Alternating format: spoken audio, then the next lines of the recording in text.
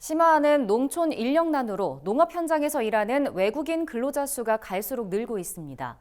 최근 이런 외국인 근로자를 단순히 인력으로만 볼 것이 아니라 인구 정책의 대상으로 봐야 한다는 주장이 나왔는데요. 전북연구원은 농촌 인구 유입 효과를 높이기 위해선 외국인 근로자를 대상으로 단계별 정착 지원이 필요하다고 제언했습니다. 이은영 기자가 전해드립니다. 최근 농촌의 인구 소멸을 막기 위한 방안으로 외국인 근로자도 인구 정책 대상에 포함해야 한다는 주장이 나왔습니다. 전북연구원은 최근 이슈 브리핑 보고서에서 이 같은 내용의 농촌 인구 정책 개선 방안을 내놨습니다. 보고서는 현재 농촌의 인구 유입 정책은 도시민을 대상으로 하는 생활 인구와 귀농 귀촌 인구를 늘리는데 초점이 맞춰져 있다고 지적했습니다. 그러며 농촌 인구 정책의 효과를 높이기 위해선 현재 증가하고 있는 외국인 근로자를 노동력으로만 볼 것이 아니라 인구 정책의 대상으로 봐야 한다고 제안했습니다.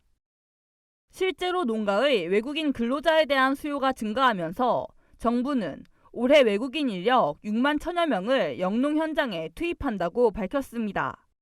이는 지난해보다 22% 증가한 수준입니다. 보고서는 외국인 근로자의 각 비자 특성에 따라 그에 맞는 농촌 정착 지원을 추진할 것을 제시했습니다. 우선 3개월 미만의 초단기 인력인 계절 근로자의 경우 생활 인구 역할을 할 수 있게 이주와 적응에 방점을 둬야 한다고 제안했습니다.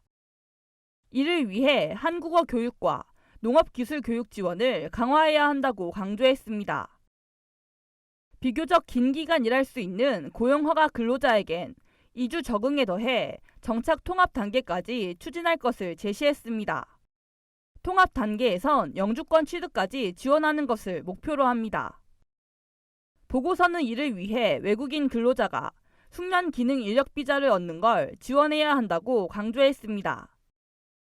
숙련 기능 인력 비자는 고용허가제 비자와는 다르게 본국으로 출국하지 않고 한국에서 비자 연장이 가능합니다.